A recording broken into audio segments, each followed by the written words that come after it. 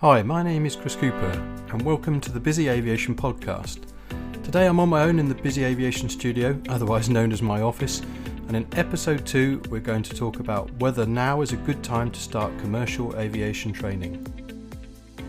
There's been a lot of discussion about this, I suppose, just recently with the obvious downturn and constant news about the airlines and their decline, expressions like they're on their knees, and we're reading again and again how many of them probably won't survive. There's a lot of commercial flying schools on the other side of the fence who are saying that it's never been a better time to start commercial flying training. And on the other side of it, there's unions and organisations like BALPA, the Independence of Pilots Associations, who've come out publicly and said, no, we're never going to suggest you become a pilot at the moment, and now would be a disastrous time to start flying training. So for all those youngsters and other people whose dream has been a career in commercial aviation, it's a really difficult decision to make, and not one that I would really envy at the moment. I mean, BALPA came out and said, in this situation it would be irresponsible if we did anything other than warn people to consider delaying their flight training at this time. This is not a positive picture for anyone whose heart is set on entering this profession.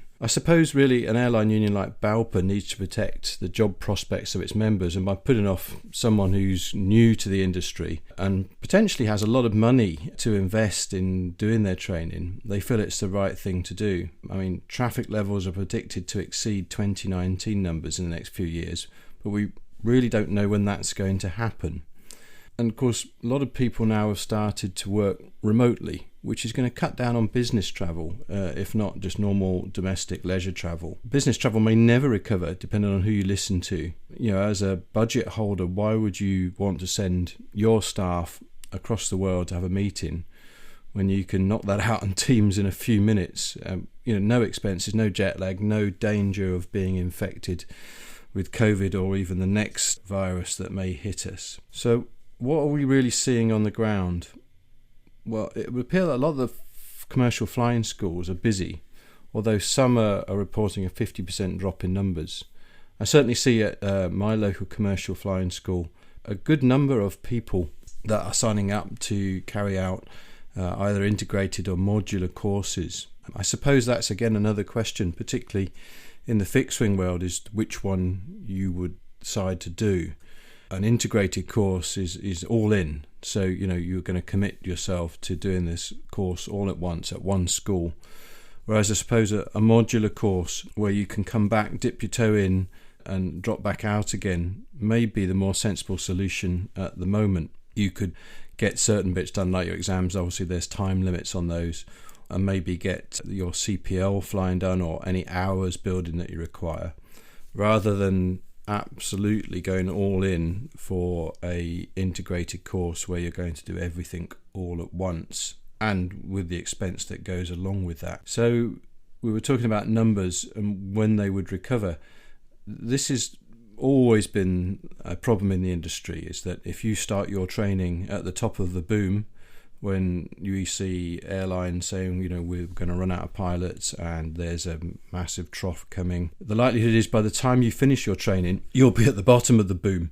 And that's really been shown, consistently, certainly since I've been in commercial aviation for around 35, 36 years, is that it's boom and bust. Now, I'm not a fixed wing pilot, I'm a commercial helicopter pilot, but the same really applies, although we are more dependent on the oil price. And so it's really difficult to know when to start.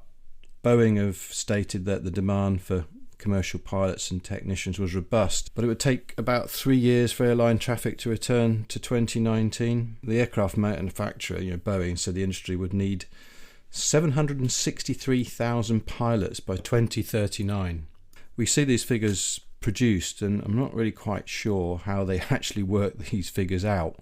Obviously, it's to their advantage as a aircraft manufacturer to say that there's going to be a huge pilot requirement. So I suppose what's happened to the pilots that are qualified, that were in the airlines? I mean, a great deal of them are furloughed. The furlough scheme in the UK is now finishing. And I think, and from what I've seen, that there's a lot of unemployed commercial pilots that have left the industry and maybe not come back, particularly those ones that have been bitten more than once with the downturns. We've seen the likes of Flybe even before the pandemic go broke, and there's been many other examples.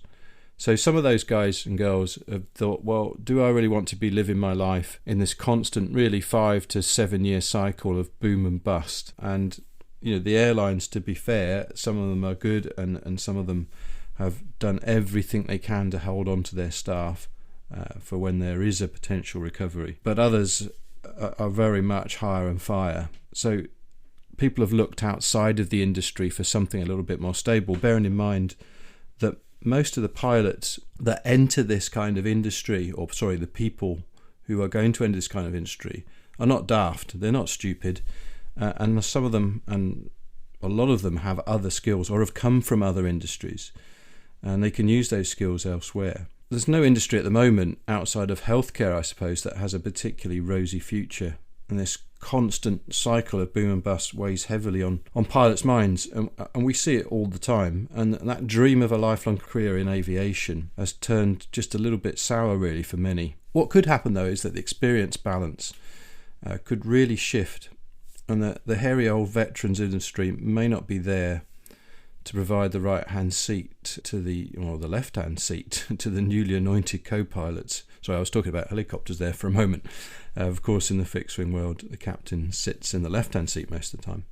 From a personal point of view, would I do it all again? Well, I suppose it's slightly different for me. I'm more towards the end of my flying career, but I came from a military background like a lot of others did back in the day. Unfortunately, didn't have to spend the same kind of money, although I did spend a significant sum of money on leaving. And I was, this is an example, bitten. I was a helicopter pilot in the Air Force, but I had a fixed wing license. And when I left, I was determined to go to the airlines and pursue a career in the fixed wing world. I fly fixed wing for fun, and it was always my ambition. However, 9/11 came along and the rug was well and truly pulled away from under my feet, and I was very lucky to get another helicopter job, which has led where I am now, really. So I paid for my training really in a multitude of other ways, and some of which I think I'm still paying for. So a helicopter pilot, is another option, and we have seen the helicopter industry continue through the pandemic. It's hit some parts of the industry harder than others. The corporate world obviously has been quite hard hit, but that was recovering. The oil industry, so energy, has not been as badly affected, although there has been a significant downturn in passenger numbers. That has now recovered to pre-pandemic levels. And of course, all the emergency services, things like search and rescue and HEMS, has continued throughout the last year and a half. So maybe a helicopter career is a sounder bet than the fixed wing career at the moment. But of course, it all depends what you want to do. And also, getting into helicopters is much more expensive. The instrument rating in particular is a great deal more expensive. And the job market is a lot smaller. And some of the jobs that people would like to get into straight away, like HEMS, particularly single pilot HEMS, you need a good deal of experience before the industry will entertain you. But it is definitely an option, and it's not directly connected with the ups and downs of the airline world, although, as I've mentioned before, it does have its own boom and bust cycle, unfortunately. But the oil price has held up amazingly throughout the pandemic, and there is obviously supply problems. So it potentially is an industry where we could see recruitment in the future. Although as a long-term industry, energy, well, particularly oil and gas, not renewables, is probably like stepping into a bath when someone's already taken the plug out. It's not going to be a massively expanding industry, although we may see for the next 5 years increased activity funding the activities of the renewable industry in particular. So I think I said at the start of this, would I do it all again? And of course the answer is absolutely yes. It was always my dream to be a pilot, and I followed it. At times it hasn't been easy. I've been extremely lucky, and luck does come into a lot of this, to be honest. you can get extremely lucky. So when we think about when we're starting our training, when we're going to finish the training and what state the industry will be in, it's very hard to predict. However, you can get lucky. I was unlucky when I left the Air Force in a way that there were no fixed-wing jobs available. I was very lucky to find a job flying HEMS and offshore support, which has kept me employed for the last 18 years. So that's luck in itself. I would say if you can't afford to do it now, then follow your dream anyway and start working on it, be that just a PPL, gliding, microlight flying. Just get a foot inside the door somehow. If it really is your dream, you will work it out. You will find a way to do it. And once you start studying for your ATPL, those skills that you gain are incredibly valuable. They're life skills. They're skills that are attractive to other industries, probably a little bit underappreciated as to what pilots have to go through. And even once you're qualified, of course, there is an endless litany of checks. We're the most regulated industry in the world, even outside of healthcare. We're constantly being checked, constantly being tested. So those skills are actually attractive to other industries. And I think the pandemic has really brought this to the fore, where we've seen pilots, maybe some of them, at the start, I think the whole of the supermarket delivery service for a while was staffed by airline pilots, particularly the youngsters. Again, not obviously a career probably that they thought of, but having watched LinkedIn, I've seen lots of people having just stepped inside a van for a few weeks, few months, and have now moved up the chain and are into absolutely new careers.